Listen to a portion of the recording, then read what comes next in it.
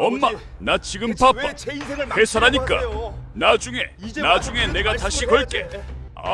좀 끊어봐. 전화가 끊어진 차가운 기계음이 귓가를 때리고 까맣게 꺼져버린 휴대전화 화면에는 덩그러니 내 얼굴만 비칩니다.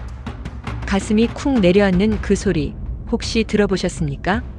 방금 전까지 자식 목소리 한번 들어보겠다고 설레는 마음으로 통화 버튼을 눌렀는데 돌아온 건 귀찮다는 듯 짜증 섞인 목소리와 매정하게 끊긴 신호음뿐입니다.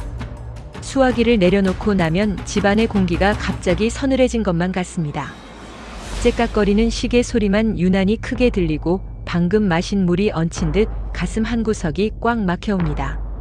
내가 무슨 큰 죄를 지은 것도 아닌데 그저 밥은 먹었는지 별일은 없는지 궁금했을 뿐인데 왜 나는 자식 눈치를 보며 죄인처럼 서성여야 할까요? 오늘 아침 눈 뜨자마자 무엇을 제일 먼저 하셨습니까? 머리맡에 둔 휴대전화를 집어들어 부재중 전화가 와 있지는 않은지 카카오톡 메시지가 온 건 없는지 확인하진 않으셨나요? 아무런 알림도 없는 깨끗한 화면을 보고 짐짓 실망감을 감추며 아유, 바쁜가 보지 하고 스스로를 위로하진 않으셨습니까? 만약 그렇다면 지금 당신의 노년은 아주 위험한 신호를 보내고 있는 겁니다. 이건 당신의 영혼이, 당신이 평생을 바쳐 지켜온 자존감이 소리 없이 무너져 내리고 있다는 경고음입니다. 본격적인 이야기를 시작하기 전에 앞으로 남은 인생을 자식 눈치 보지 않고 당당하고 평안하게 보내고 싶으신 분들은 구독과 좋아요 한 번씩 부탁드립니다. 사실 우리네 부모님들 하루 일과라는 게 별다를 게 없지 않습니까? 아침 먹고 치우고 TV 좀 보다가 점심 챙겨 먹고 산책 좀 다녀오고. 그런데 그 평범한 일상 속에서 온 신경은 어디에 가 있나요? 바로 전화기입니다. 혹시라도 벨소리를 못 들을까봐 화장실 갈 때도 휴대전화를 손에 꼭 쥐고 가고 설거지하다가도 텔레비전 소리를 줄여가며 귀를 쫑긋 세웁니다. 그러다 전화가 울리면 어떻습니까? 심장이 덜컥하면서 우리 아들인가? 우리 딸인가? 하고 허둥지둥 달려가죠. 막상 받아보면 대출 권유 전화거나 스팸 문자일 때가 더 많지만 그 짧은 순간의 기대감 때문에 우리는 하루 종일 전화기의 노예가 되어 살아갑니다. 자식들이 어릴 때는 어땠나요? 엄마, 엄마 하며 내 바짓가랑이를 붙잡고 늘어지던 녀석들이었습니다. 내가 없으면 세상이 무너지는 줄 알고 울고불고 하던 그 아이들이 이제는 내가 전화를 걸면 바쁘다며 귀찮아합니다. 이 격차에서 오는 상실감은 말로 다 할 수 없습니다. 머리로는 이해합니다. 그래, 걔네들도 먹고 살기 바쁘니까. 애들 키우랴 직장 다니랴 정신없겠지. 100번 1000번 이해하려고 노력합니다. 하지만 가슴은 그게 안 됩니다. 섭섭함이 밀려오고 서러움이 북받칩니다. 내가 너를 어떻게 키웠는데 하는 원망 섞인 생각이 스멀스멀 올라오기도 합니다. 그런데 여러분, 냉정하게 한번 여쭤보겠습니다. 자식 전화가 오면 그날은 기분이 좋아서 밥맛도 좋고 세상이 환해 보이는데 전화가 안 오면 하루 종일 우울하고 기운이 빠지시나요? 그렇다면 당신의 행복은 지금 누구 손에 달려 있는 겁니까? 내 인생의 주인은 나인데 왜 내 기분과 행복의 리모컨을 자식 손에 쥐어주고 그들이 버튼을 눌러주기만을 기다리고 계십니까? 이건 사랑이 아닙니다. 자식에 대한 애틋함이라고 포장하지 마세요. 이건 스스로를 고문하는 집착이자 노년의 삶을 갉아먹는 아주 나쁜 습관입니다. 심리학적으로 보면 이런 상태를 대기 증후군이라고도 합니다. 누군가의 연락이나 방문만을 하염없이 기다리며 자신의 모든 일상을 정지시켜버리는 것이죠. 문제는 이 기다림이 길어질수록 우리 뇌에서는 부정적인 호르몬이 쏟아져 나온다는 겁니다. 전화기를 쳐다보는 횟수가 늘어날수록 불안감은 증폭됩니다. 혹시 사고라도 난 건 아닐까? 하는 걱정에서 시작했다가 어떻게 부모한테 안부 전화 한 통을 안 해? 하는 분노로 바뀌고 결국에는 나는 이제 자식들에게 짐만 되는 늙은이구나 하는 깊은 자괴감으로 빠져듭니다. 이것이 바로 노년 우울증으로 가는 직행열차입니다. 가장 무서운 건 이런 기다림 끝에 막상 통화가 연결되었을 때입니다. 하루 종일 기다렸던 만큼 기대치가 높아져 있으니 자식의 사소한 말투 하나에도 큰 상처를 받게 됩니다. 밥은 먹었니? 하고 물었을 뿐인데 먹었다니까. 몇 번을 물어봐? 라는 대답이 돌아오면 억장이 무너집니다. 그러면 우리는 또다시 전화기를 붙들고 곱씹습니다.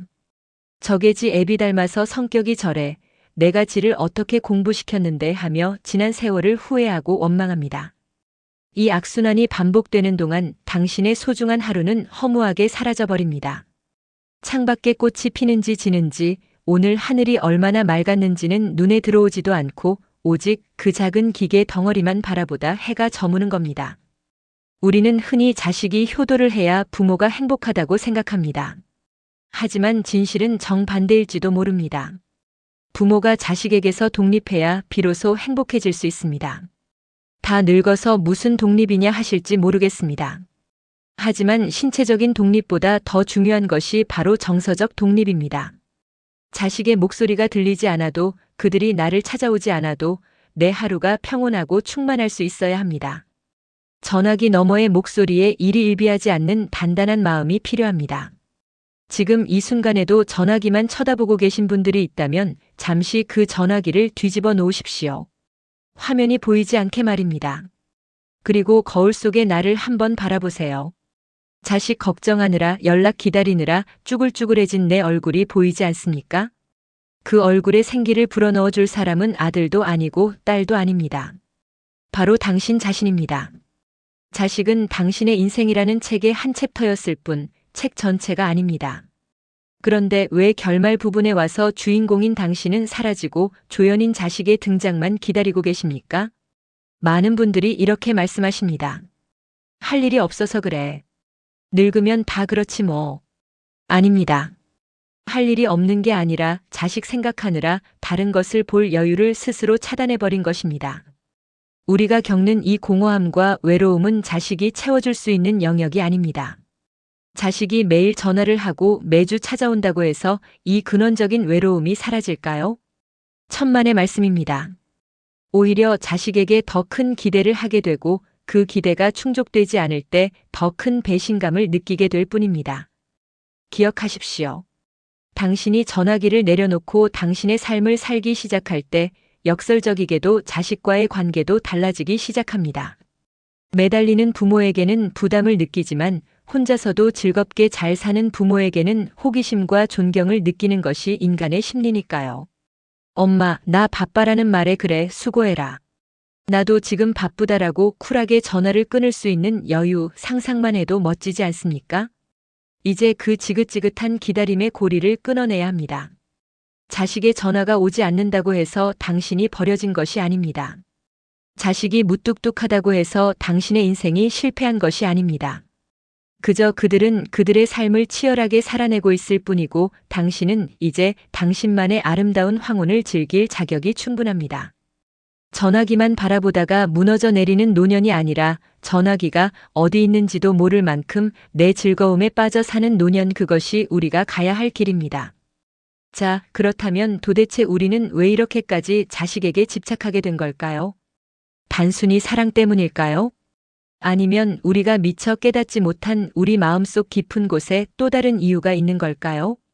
우리가 흔히 자식 사랑이라고 착각하고 있는 그 감정의 실체를 아주 적나라하게 들여다봐야겠습니다. 내가 너를 어떻게 키웠는데? 혹시 지금 이 순간에도 마음 한구석에, 아니면 목구멍 끝까지 이 말이 차오르고 있지는 않으신가요? 뼈 빠지게 일해서 대학 보내고 남들 하는 건 다 해주고 싶어서 내 입에 들어갈 맛있는 것 참아가며 자식 입에 넣어줬던 그 치열했던 세월들 말입니다. 당연합니다.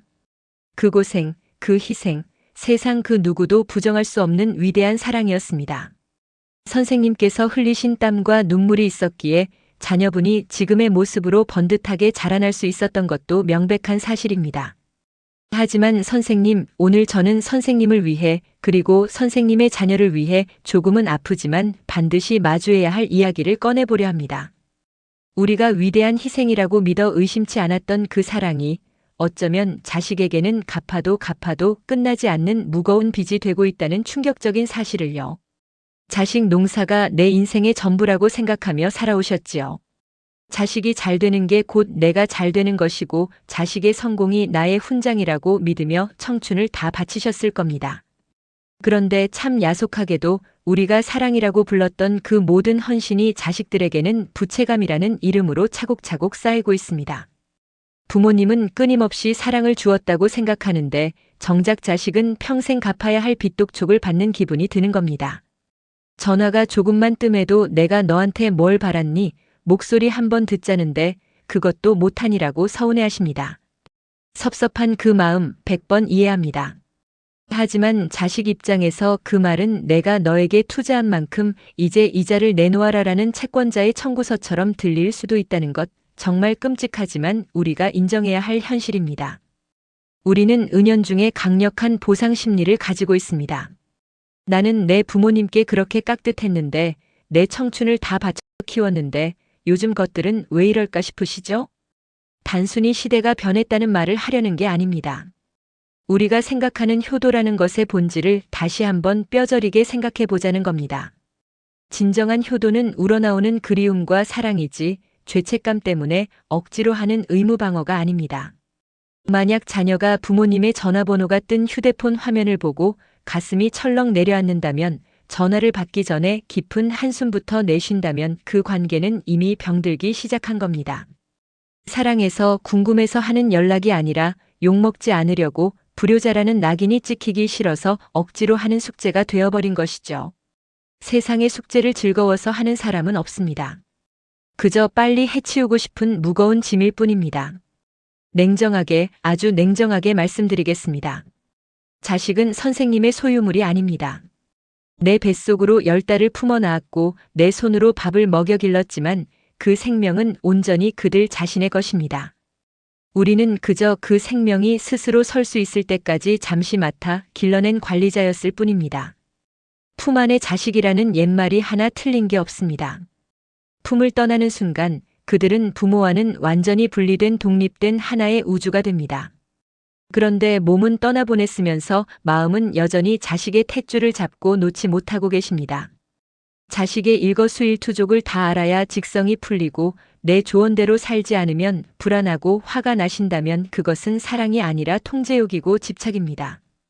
다 너 잘되라고 하는 소리다라는 명분 뒤에 숨어 내 뜻대로 움직여주길 바라는 마음이 숨어 있는 건 아닌지 가슴에 손을 얹고 깊이 생각해 보셔야 합니다.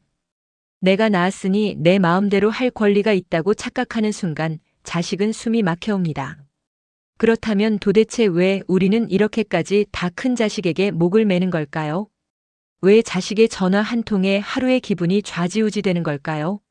솔직해져 볼까요? 내 인생이 없기 때문입니다. 자식 뒷바라지 하느라 정작 나라는 사람은 텅 비어버렸기 때문입니다. 젊은 날의 꿈도 나만의 취미도 마음 터놓을 친구도 다 뒤로 하고 오직 자식 하나만 바라보고 달렸는데 이제 그 목표물이 내 품을 떠나버리니 견딜 수 없는 공허함이 밀려오는 겁니다. 마치 평생을 다해 쌓아 올린 탑이 사라진 것 같은 상실감이 드는 것이죠. 그 텅 빈 마음을 자식의 관심과 연락으로 채우려 하니 자식은 그 무게가 부담스러워 자꾸만 도망가고 부모의 마음속 구멍은 더 커지는 악순환이 반복됩니다. 자식에게 기대는 마음의 본질은 결국 나 홀로 설 용기가 부족하다는 뜻입니다. 내 행복의 스위치를 자식 손에 쥐어주고는 왜 안 눌러주냐고, 왜 나를 기쁘게 해주지 않냐고 보채고 있는 꼴입니다. 내 기분과 내 행복을 왜 남의 손에, 설령 그게 자식이라 할지라도 타인에게 맡기십니까? 자식의 행동 하나하나에 일희일비한다는 것은 내 삶의 주도권을 자식에게 뺏긴 것이나 다름없습니다. 자식이 연락 오면 행복하고 안 오면 불행하다라는 공식이 성립되어 있다면 지금 당장 그 공식을 깨트려야 합니다. 자식을 탓하기 전에 거울을 한번 가만히 들여다보세요. 그 속에 자식 연락만 목 빠지게 기다리는 초라하고 외로운 노인이 서 있습니까? 아니면 혼자서도 씩씩하고 하루하루가 즐거운 매력적인 어른이 서 있습니까? 자식은 부모의 등을 보고 자란다고 했습니다.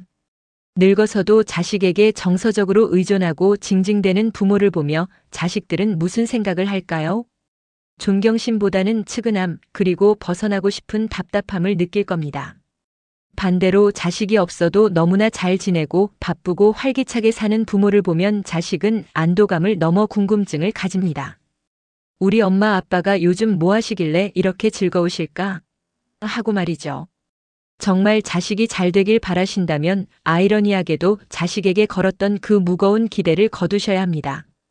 내가 너를 어떻게 키웠는데 라는 보상 심리를 내려놓는 순간 비로소 자식은 빚쟁이의 자녀가 아니라 한 사람의 독립된 인격체로서 부모를 마주할 수 있게 됩니다.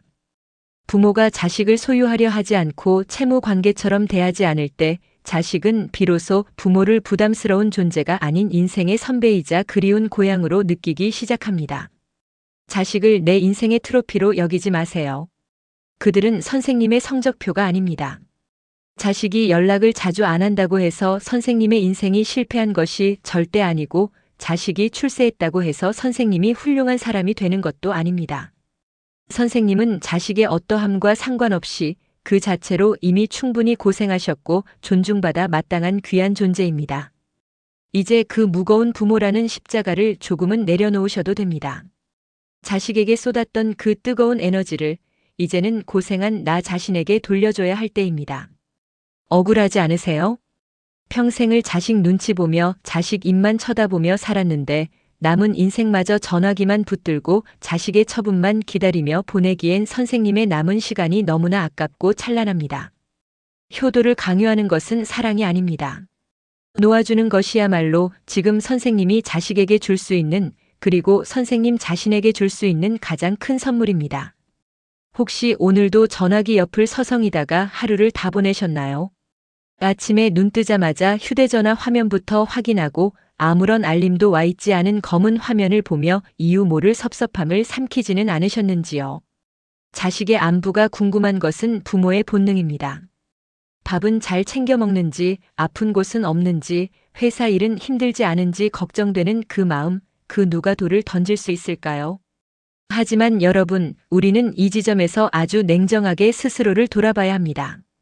그 순수했던 걱정이 어느새 집착이라는 무거운 이름으로 변질되어 자식의 목을 조르고 있지는 않은지 말입니다. 사랑과 집착의 경계는 생각보다 아주 얇고 희미합니다. 처음에는 그저 궁금함이었습니다.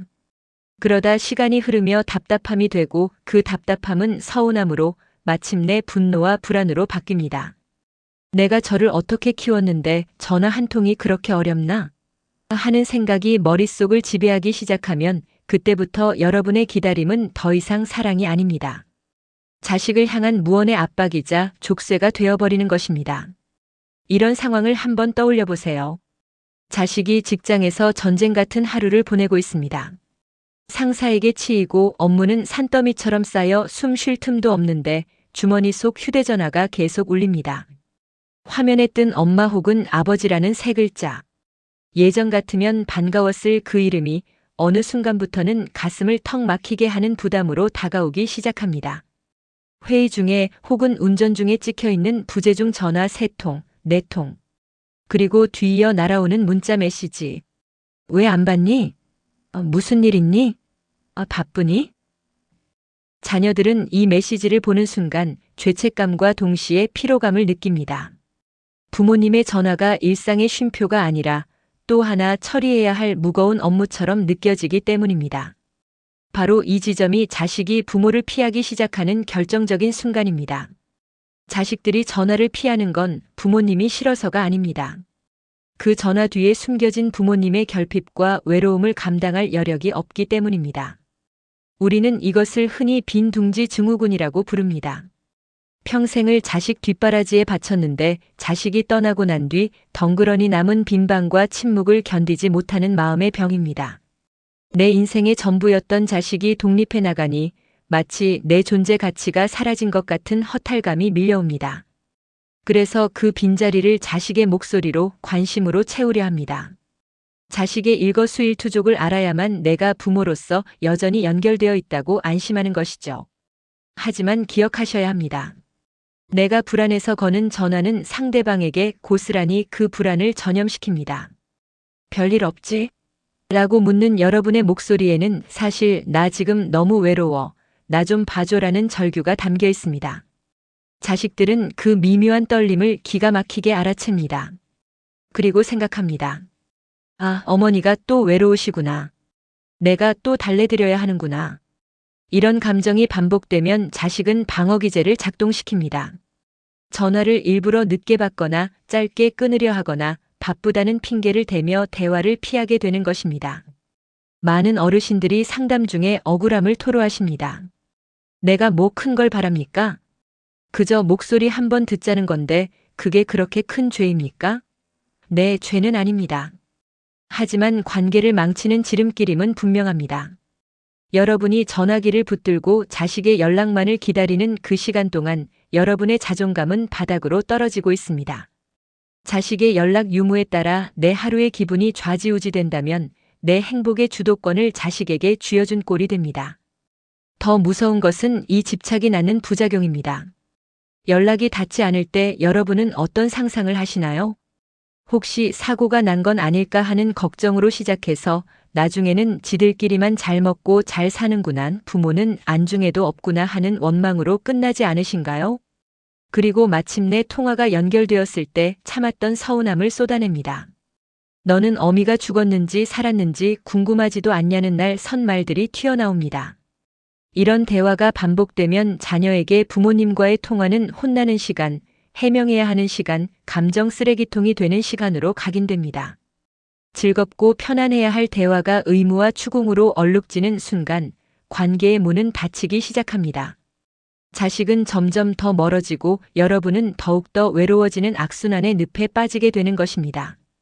손안에 쥔 모래를 생각해 보십시오. 꽉 쥐려고 힘을 줄수록 모래는 손가락 사이로 빠져나갑니다. 자식과의 관계도 마찬가지입니다. 내 품에 가두려 하고 내 뜻대로 확인하려 할수록 자식은 미꾸라지처럼 여러분의 손아귀를 벗어나려 할 것입니다. 지금 여러분이 느끼는 그 헛헛함과 외로움은 자식이 채워줄 수 있는 영역이 아닙니다. 자식에게 왜 연락 안 하니라고 묻기 전에 나는 왜 자식의 전화에 목을 메고 있는가를 먼저 자문해 보셔야 합니다. 어쩌면 여러분은 자식을 사랑한다는 명분 아래 여러분 자신의 외로움을 자식에게 떠넘기고 있었던 건 아닐까요? 진정한 사랑은 상대방을 자유롭게 해주는 것입니다. 그리고 상대가 날아올 수 있는 편안한 둥지가 되어주는 것입니다.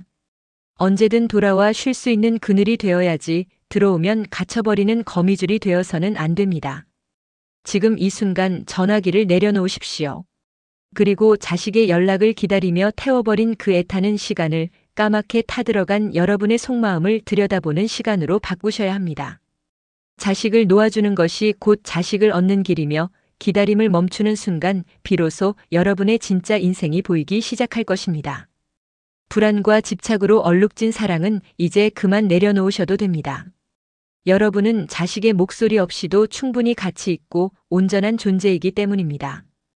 혹시 밤늦게까지 전화기를 만지작거리며 이런 생각하시진 않았습니까? 머리 굵어졌다고 이제 부모는 뒷전이구나. 지 자식 챙기느라 나 같은 늙은이는 안중에도 없지. 서운함이 꼬리에 꼬리를 물다 보면 결국엔 자식이 괘씸하고 원망스러워 가슴이 답답해지셨을 겁니다. 그런데 어르신, 정말 냉정하게 한번 여쭤보겠습니다. 우리 자식들이 정말 부모님이 싫어서 사랑하지 않아서 전화를 안 하는 걸까요? 아니요, 절대 그렇지 않습니다. 지금부터 제가 드리는 말씀을 들으시면 괘씸했던 아들, 딸이 오히려 안쓰러워 눈시울이 붉어지실지도 모릅니다. 자식의 무심함 뒤에 숨겨진 진짜 이유, 그것은 바로 그들이 감당하고 있는 삶의 무게 때문입니다. 우리가 흔히 40대, 50대를 인생의 황금기라고 생각하기 쉽습니다. 하지만 지금의 4050세대는 단군 이래 가장 고달픈 세대라고 불립니다. 위로는 부모님을 부양해야 하고 아래로는 다 큰 자녀들을 뒷바라지해야 하는 소위 낀 세대이자 샌드위치 세대이기 때문입니다. 어르신들의 40대와 지금 자식들의 40대는 상황이 많이 다릅니다. 우리 때는 몸은 고돼도 자식들 크는 맛에 살았고 은행에 돈 넣으면 이자라도 쏠쏠하게 불어났습니다. 하지만 지금 자식들은 어떻습니까? 직장에서는 언제 밀려날지 모르는 불안감에 시달리고 집에 오면 대학 등록금이니 취업이니 하며 부모 그늘을 벗어나지 못하는 자식들 뒷감당에 허리가 휩니다. 자식들이 전화를 안 하는 가장 큰 이유는 효심이 부족해서가 아니라 마음의 여유 공간이 단 1평도 남아있지 않기 때문입니다.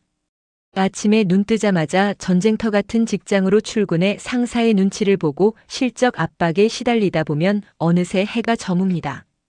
퇴근길 지하철이나 버스 안에서 그들은 무슨 생각을 할까요? 그저 쉬고 싶다, 아무도 나를 찾지 않았으면 좋겠다는 생각뿐입니다. 하루 종일 남의 비위를 맞추고 감정을 소모한 탓에 집에 돌아가는 길에는 말 한마디 할 힘조차 남아있지 않은 상태, 즉 배터리가 완전히 방전된 상태가 되는 겁니다. 이런 상황에서 부모님께 전화를 드린다는 건 우리 생각처럼 간단한 안부가 아닙니다. 자식들에게 부모님과의 통화는 또 하나의 감정 노동이 될 수 있습니다. 부모님 목소리를 들으면 별일 없냐, 아픈 데는 없냐 물으실 텐데 사실 그들은 별일이 많고 여기저기 아프고 힘이 듭니다. 하지만 부모님께 힘들다고 투정 부릴 나이는 지났기에 네, 괜찮아요, 별일 없어요 하며 애써 밝은 척 연기를 해야 합니다. 지칠 대로 지친 몸으로 부모님 걱정 끼치지 않으려 괜찮은 척 가면을 쓰고 통화하는 것, 그 자체가 자식들에게는 엄청난 에너지가 필요한 일입니다.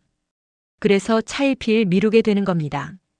주말에 해야지, 좀 한가해지면 해야지 하다가 일주일이 가고 한 달이 훌쩍 지나가 버리는 것이죠. 그리고 또 하나 우리가 간과하는 아주 중요한 사실이 있습니다. 자식들도 늙어가고 있다는 점입니다. 어르신 눈에는 50이 넘은 아들도 여전히 물가에 내놓은 어린아이 같고 며느리도 새색시 같아 보이시겠지만 그들의 몸도 예전 같지 않습니다. 40대 중반만 넘어서도 노안이 오고 갱년기가 시작되며 만성 피로에 시달립니다. 어르신께서 무릎이 쑤시고 허리가 아픈 것처럼 자식들도 하루가 다르게 체력이 떨어지는 것을 느낍니다. 예전에는 밤새 일해도 거뜬했지만 이제는 저녁만 되면 녹초가 되어 소파와 한몸이 되기 일쑤입니다. 부모님을 챙기기 싫어서가 아니라 본인의 몸 하나 건사하기에도 벅찬 것이 지금 자식들의 현실입니다. 심지어 어떤 자녀들은 부모님께 죄송해서 전화를 못하기도 합니다. 부모님은 자식 목소리 듣는 게 유일한 낙인데 자식 입장에서는 부모님께 해드린 것도 없고 뚜렷하게 자랑할 만한 좋은 소식도 없으니 전화를 드리는 것 자체가 면목이 없다고 느끼는 겁니다. 이번엔 용돈이라도 좀 넉넉히 드려야 하는데, 찾아뵙고 맛있는 거라도 사드려야 하는데 하는 마음은 굴뚝 같지만 팍팍한 현실 때문에 그러지 못하니 죄책감이 듭니다. 이 죄책감이 쌓이면 오히려 회피하고 싶어지는 게 사람의 심리입니다. 부모님을 사랑하지 않아서가 아니라 부모님의 기대에 부응하지 못하는 못난 자식이라는 자괴감 때문에 수화기를 들었다 놓았다 반복하는 것입니다. 어르신, 혹시 며느리나 사위 탓을 하신 적은 없으신지요? 지 마누라 치마폭에 쌓여서 부모는 잊었나 하며 서운해하시기도 했을 겁니다. 하지만 며느리와 사위 역시 같은 시대를 살아가는 지치고 고단한 중년들입니다. 맞벌이 부부가 대부분인 요즘 그들도 직장과 육아, 가사 노동 사이에서 매일 줄타기를 하며 버티고 있습니다. 주말이면 밀린 잠을 자거나 밀린 집안일을 하느라 눈코 뜰 새가 없습니다. 그들이 부모님을 무시해서 연락을 안 하는 게 아니라 정말로 살아내느라 정신이 없는 겁니다. 자식들의 침묵을 무관심으로 해석하면 어르신의 마음만 지옥이 됩니다. 하지만 그 침묵을 자식들의 고단함으로 이해하는 순간 서운함은 측은지심으로 바뀝니다. 오죽 힘들면 전화 한 통 할 힘이 없을까, 얼마나 치열하게 살고 있으면 부모 생각할 겨를도 없을까라고 생각의 방향을 조금만 틀어보세요. 그러면 전화기만 쳐다보며 애태우던 시간이 자식을 위해 따뜻한 밥 한 끼 지어주고 싶은 사랑의 마음으로 변할 것입니다. 자식들은 부모를 버린 게 아닙니다. 그저 거친 파도 속에서 자신의 가정을 지키고 살아남기 위해 허우적거리고 있을 뿐입니다. 물에 빠져 허우적거리는 사람에게 왜 나한테 손 흔들어주지 않냐고 서운해할 부모는 없을 것입니다. 지금 자식들의 상황이 바로 그렇습니다. 그들은 지금 인생에서 가장 무거운 짐을 지고 가장 가파른 언덕을 오르고 있습니다. 숨이 턱끝까지 차올라 헐떡이는 그들에게 왜 전화 안 하니라는 말은 또 하나의 무거운 돌덩이를 얻는 것과 다름없습니다. 오히려 지금은 어르신께서 자식들의 그 무거운 짐을 마음으로나마 이해해 주셔야 할 때입니다. 부모인 우리가 먼저 그들의 힘겨움을 알아차려 줄 때 관계의 물꼬는 트이기 시작합니다. 자식이 전화가 없다는 건 역설적으로 그만큼 자식이 치열하게 제 몫을 하며 살아가고 있다는 증거이기도 합니다. 무소식이 희소식이라는 옛말이 있습니다. 별일 없이 잘 살고 있으니 연락이 없는 것이고 급한 일이 있거나 정말 도움이 필요했다면 진즉에 연락이 왔을 겁니다. 그러니 연락이 없다는 건 자식이 어딘가에서 넘어지지 않고 잘 버티고 있다는 뜻으로 받아들이셔도 좋습니다. 자, 이제 우리는 자식들의 침묵을 다르게 해석할 수 있는 지혜를 얻었습니다.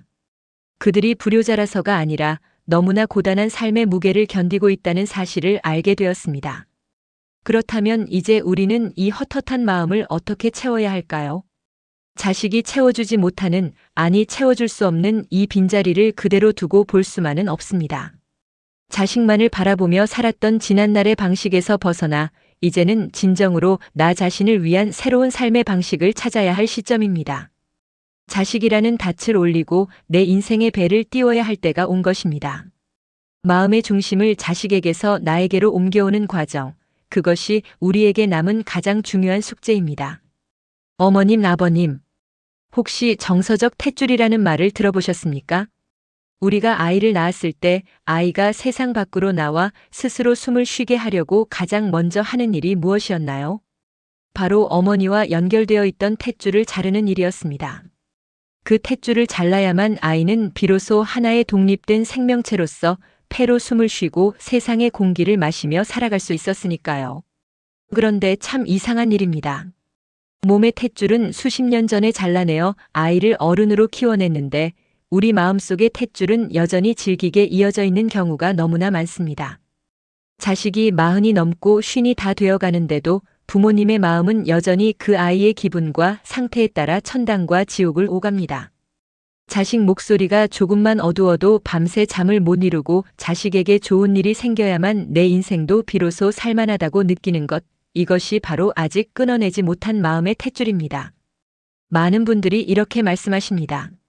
나는 자식한테 손 안 벌리고 따로 사니까 독립한 거다라고요.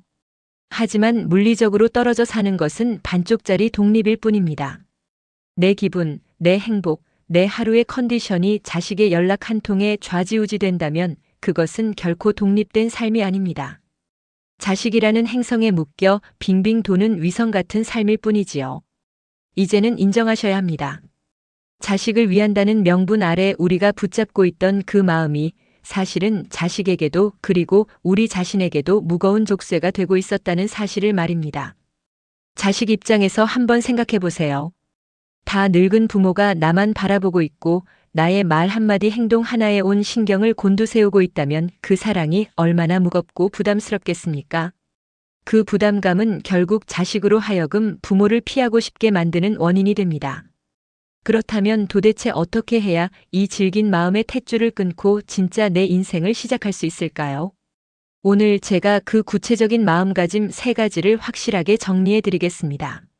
이대로만 마음을 먹으셔도 가슴을 짓누르던 돌덩이가 내려가는 기분을 느끼실 겁니다. 첫 번째, 자식을 귀한 손님으로 재정의하셔야 합니다. 우리는 자식을 내 몸의 일부, 내 분신이라고 생각하는 경향이 있습니다. 내 것이라고 생각하니 내 뜻대로 안 되면 화가 나고 연락이 없으면 서운한 겁니다. 하지만 이제부터는 자식을 우리 집에 잠시 머물다 떠난 귀한 손님이라고 생각해 보세요. 손님이 우리 집에 와서 머무는 동안에는 정성껏 대접하고 잘해줍니다. 하지만 그 손님이 짐을 싸서 떠나면 어떻게 하나요? 안녕히 가세요, 잘 지내세요 하며 웃으며 배웅합니다. 떠난 손님이 밥은 잘 챙겨 먹는지, 오늘 기분은 어떤지 매일 전화해서 확인하고 간섭하지 않습니다. 그저 가끔 소식이 들려오면 반가워할 뿐이지요. 자녀 양육이라는 긴 손님 대접은 이미 끝났습니다. 그들은 이제 각자의 인생이라는 여행을 떠난 여행자들입니다. 내 품을 떠난 손님의 뒷모습을 보며 계속 서운해하고 그 자리에 주저앉아 있을 게 아니라 이제 손님이 떠난 후 어지러워진 내 방을 치우고 나만의 차 한 잔을 마실 여유를 가져야 할 때입니다. 두 번째, 부모라는 직업에 사표를 내셔야 합니다. 어머님, 아버님, 지난 수십 년간 부모라는 직업으로 사시느라 정말 고생 많으셨습니다. 세상에 휴일도 없고 월급도 없는 이 고된 직업을 묵묵히 버텨오신 것, 그 노고는 누구도 부정할 수 없습니다. 하지만 이제는 정년퇴직을 하셔야 합니다. 은퇴를 하셔야 한다는 말입니다. 많은 분들이 자식이 결혼을 하고 아이를 낳아도 여전히 현역 부모로 뛰려고 하십니다. 자식 걱정을 안 하면 부모 도리가 아니라고 생각하시죠. 하지만 그것은 착각입니다. 이제 여러분은 현역이 아니라 명예직이 되셔야 합니다. 현역에서 물러나 뒤에서 지켜봐주고 조언을 구할 때만 지혜를 빌려주는 원로 고문이 되셔야지 사사건건 결제 도장을 찍으려는 사장이 되어서는 안 됩니다. 오늘 마음속으로 조용히 사직서를 쓰세요. 나는 오늘부로 자식 걱정 담당자 자리에서 사임합니다. 이렇게 선언하는 순간 역설적으로 자식과의 관계는 훨씬 더 편안하고 부드러워질 것입니다. 세 번째, 자식의 결핍을 허용하는 용기를 가지셔야 합니다. 부모님들이 마음을 놓지 못하는 가장 큰 이유는 내가 안 챙기면 저 아이가 힘들까 봐라는 불안감 때문입니다. 반찬이 떨어지지는 않았는지, 돈은 안 부족한지, 애 키우느라 힘들지는 않은지, 내가 채워주지 않으면 자식의 삶에 구멍이 날까봐 전전긍긍하십니다. 하지만 기억하세요. 자식도 결핍이 있어야 성장합니다. 부족함이 있어야 스스로 채우는 법을 배웁니다. 부모가 미리미리 다 채워주면 자식은 평생 부모라는 목발 없이는 걷지 못하는 존재가 됩니다. 자식이 조금 힘들어도 조금 부족해도 그것은 그 아이가 감당하고 해결해야 할 그 아이의 몫입니다. 냉정하게 들릴지 모르지만 그것을 지켜봐주는 믿음이야말로 성숙한 부모가 줄 수 있는 가장 큰 사랑입니다. 너는 충분히 내 인생의 문제를 해결할 힘이 있어. 라고 믿고 맡겨두는 것, 그것이 마음의 탯줄을 끊는 결정적인 가위질입니다. 이 세 가지 마음가짐을 갖는 것이 처음에는 섭섭하고 허전하게 느껴질 수도 있습니다. 평생을 자식 바라기로 살았는데 갑자기 마음을 끊어내라니 매정한 것 아니냐고 반문하실 수도 있습니다. 하지만 이것은 자식을 사랑하지 말라는 뜻이 아닙니다. 오히려 더 건강하게 사랑하기 위해 거리를 두자는 것입니다. 나무도 너무 다닥다닥 붙어 있으면 뿌리가 엉키고 햇빛을 가려 둘 다 제대로 자라지 못합니다. 적당한 간격을 두어야 바람도 통하고 햇살도 들어와서 각자의 잎을 무성하게 피울 수 있습니다. 우리와 자식의 관계도 이 숲의 나무들과 같습니다. 마음의 탯줄을 끊어내면 신기하게도 그때부터 진짜 내 인생의 시간이 보이기 시작합니다. 아침에 눈을 떴을 때 우리 아들 전화 왜 안 오나가 아니라 오늘은 날씨가 좋으니 내가 좋아하는 산책을 가볼까? 라는 생각이 먼저 들기 시작합니다. 밥을 먹을 때도 우리 딸은 밥 챙겨 먹었나 걱정하며 대충 물에 말아 드시는 게 아니라 나를 위해 맛있는 찌개 하나 끓여볼까? 하며 나를 대접하게 됩니다. 나의 희로애락의 주도권을 자식에게서 다시 나에게로 가져오는 과정, 이것이 바로 진정한 황혼의 독립입니다. 자식에게서 마음을 거두어 드리는 것은 포기가 아니라 나 자신을 향한 집중의 시작입니다. 여러분의 인생은 자식의 성공이나 자식의 효도로 완성되는 것이 아닙니다. 여러분의 인생은 그 자체로 이미 고귀하고 남은 시간을 여러분 자신의 기쁨으로 채울 자격이 충분합니다. 지금 이 순간 가만히 가슴에 손을 얹고 스스로에게 말해 주십시오. 나는 너를 사랑하지만 너는 내 인생을 살고 나는 내 인생을 산다. 나는 이제 자식 걱정에서 은퇴하고 나 자신을 돌보는 새로운 직업을 갖겠다. 이렇게 마음의 탯줄을 과감하게 툭 끊어내는 순간 여러분은 느끼게 될 것입니다. 공허함이 아니라 아주 오랜만에 맛보는 시원한 해방감을 말입니다. 그리고 그 해방감 끝에는 비로소 자식이 내 소유물이 아닌 한 명의 어엿한 어른으로 그리고 반가운 친구로 다시 보이기 시작할 것입니다. 집착을 버리고 기대를 내려놓은 그 빈자리에 이제는 여러분 자신을 위한 새로운 즐거움과 행복을 채워 넣어야 하지 않겠습니까? 자식 바라보느라 굳어있던 고개를 돌려 이제 거울 속의 나를 바라봐 주세요.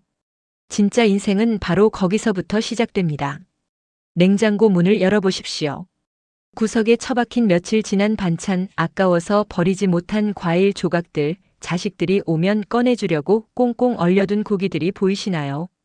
정작 본인은 물에 밥 말아 김치 하나 놓고 대충 끼니를 때우면서 자식이 온다는 소식만 들리면 그제야 빗산장을 보고 요리를 시작하지는 않으십니까?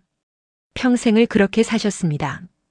내 입 들어가는 것, 내 몸 치장하는 것은 사치라 여기며 오로지 자식 입에 좋은 것 들어가는 낙으로 버텨오신 세월, 그 노고를 누가 감히 폄하할 수 있을까요? 하지만 이제는 그 지독한 내리사랑의 방향을 조금은 수정하셔야 할 때가 왔습니다. 냉정하게 들리실지 모르겠지만 자식 걱정하며 아낀 돈과 시간, 자식은 고마워하기는커녕 오히려 부담스러워할 수도 있다는 사실을 직시하셔야 합니다. 많은 부모님들이 착각하는 것이 하나 있습니다. 내가 안 먹고 안 입어서 물려주면 자식들이 그 돈을 받고 행복해할 것이라는 생각입니다. 물론 돈 싫어하는 사람은 없습니다. 하지만 그 돈에 부모의 희생과 궁상, 그리고 외로움이 덕지덕지 묻어 있다면 이야기는 달라집니다. 자녀들 입장에서 생각해 보십시오. 어머니, 아버지가 낡아빠진 내복을 입고 보일러도 제대로 틀지 않은 냉골방에서 떨며 모은 돈을 건네받을 때 과연 그 마음이 편하기만 할까요? 그 돈은 자식에게 감사가 아니라 평생 갚지 못할 마음의 빚이 됩니다. 부모의 희생이 크면 클수록 자식은 그 무게에 짓눌려 오히려 부모를 피하고 싶어지는 심리가 생깁니다. 만나면 죄송하고 돌아서면 무거운 그 불편한 감정 때문에 자식은 점점 더 연락을 망설이게 되는 것입니다. 그래서 역설적이게도 자식에게 가장 대접받는 부모는 자식을 위해 모든 것을 바친 부모가 아니라 제멋대로 사는 것처럼 보일 만큼 본인 인생을 즐기는 부모입니다. 자식 걱정할 시간에 나를 위해 돈을 쓰고 나를 위해 시간을 쓰는 부모를 볼 때 자식들은 비로소 안도의 한숨을 내쉽니다. 우리 엄마 나 없어도 잘 사시네. 우리 아버지 친구분들과 여행 다니시느라 바쁘시구나라는 생각이 들 때 자식은 부모에 대한 부채감에서 해방됩니다. 그제야 자식은 부모를 돌봐드려야 할 약자가 아니라 멋지게 나이든 인생 선배로 바라보게 됩니다. 한번 상상해 보세요. 자식이 오랜만에 전화를 걸었습니다. 그런데 어머니가 숨 헐떡이며 전화를 받습니다. 아들. 엄마 지금 노래 교실이라 좀 바빠. 나중에 다시 걸게. 하고 뚝 끊어버립니다. 자식은 어떤 기분일까요? 서운할까요? 아닙니다. 오히려 피식 웃음이 나고 마음이 놓일 겁니다. 그리고 궁금해집니다. 도대체 엄마가 요즘 뭐 때문에 저렇게 신이 나셨는지, 누구랑 어울리시는지 호기심이 생깁니다. 반대로 전화가 울리자마자 기다렸다는 듯이 내 새끼 연락만 기다렸다 하며 하소연을 쏟아내는 부모에게는 호기심이 생길 틈이 없습니다. 이미 자식의 머릿속에 부모의 일상은 나만 기다리는 지루한 시간으로 그려져 있기 때문입니다. 신비감이 사라진 관계는 긴장감이 떨어지고 결국 소홀해지기 마련입니다. 자식에게 궁금한 사람이 되십시오. 당신의 일상이 바쁘고 즐거워야 자식도 당신의 삶을 궁금해하고 그 틈을 비집고 들어오고 싶어 합니다. 돈을 쓰는 것도 마찬가지입니다. 노후 자금을 자식에게 물려줄 생각일랑 아예 접으십시오. 지금 당장 백화점에 가서 마음에 드는 옷을 사 입으시고 친구들과 맛있는 식당에 가서 제일 비싼 메뉴를 시켜 드십시오. 70평생 고생한 내 육신에게 보상해주는 것을 아까워하지 마십시오. 당신이 스스로를 귀하게 대접할 때 자식들도 당신을 귀하게 여깁니다. 며느리나 사위 앞에서 나는 늙어서 아무거나 입어도 된다라고 말하며 헌옷을 걸치는 시부모와 깔끔하고 세련된 옷차림으로 나는 내 인생 즐기며 산다라고 당당하게 말하는 시부모, 과연 누가 더 어려워하고 존경할까요? 후자입니다. 자식에게 손 벌리지 않고 자신의 품위를 유지하는 부모만큼 든든하고 자랑스러운 존재는 없습니다. 또한 나를 위해 돈을 쓰는 것은 결국 자식을 돕는 길이기도 합니다. 이게 무슨 말인가 싶으시죠? 운동을 배우고 좋은 음식을 먹으며 건강을 관리하는 데 쓰는 비용은 훗날 병원비로 나갈 돈을 미리 막는 투자입니다. 자식들이 가장 두려워하는 것은 부모의 유산을 못 받는 게 아니라 아픈 부모를 긴 시간 간병해야 하는 상황입니다. 그러니 이 돈 아껴서 손주들 과자 사줘야지 하지 마시고 헬스장을 끊으시고 수영장을 다니십시오. 취미 생활에 돈을 펑펑 쓰십시오. 당신이 건강하고 활기차게 노년을 보내는 모습 그 자체가 자식에게는 수억 원의 유산보다 더 큰 축복이자 효도입니다.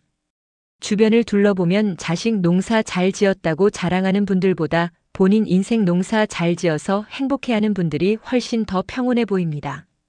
자식에게 올인했던 분들은 자식이 기대에 못 미칠 때마다 세상이 무너지는 것 같은 배신감을 느끼지만 자신의 취미와 관계에 집중하는 분들은 자식의 작은 실수에도 허허 웃어넘길 수 있는 여유가 있습니다.